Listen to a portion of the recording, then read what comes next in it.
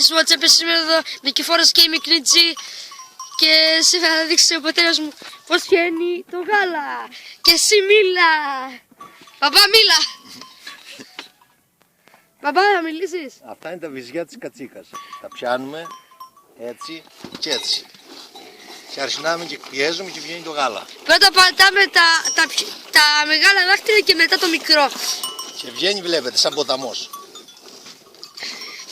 Αυτό θέλει ταλέντο, μπορείτε να το κάνετε κι εσείς. Ναι, στις γυναίκες. Τι είπε. Την Αγελάδα με βρήκες και πήρες. Ναι, όλες είναι το ίδιο. Όλες είναι κατσικούλες καλές. Έτοιμο για ρόφημα. Πάει. Το βιτζί, πού το. Η γάλα του πατέρα μου. Άντε άρχισε, συνέχισε με την άλλη και το κλείνουμε το βίντεο. Άντε. Κοιτάξτε. Σταμάτα το κάνεις έτσι, βλακίες.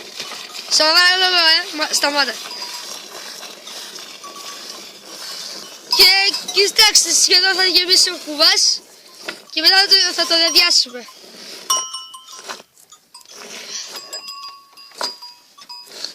Από πίσω θα σας δείξω μετά ένα προβατάκι και θα το κλείσουμε το βίντεο. Άντε, τελείωσες. Οκ, και να το προβατάκι.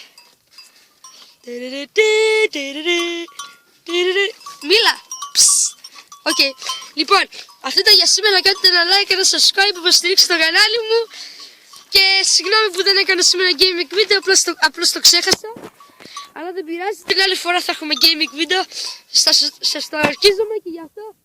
Γεια σας.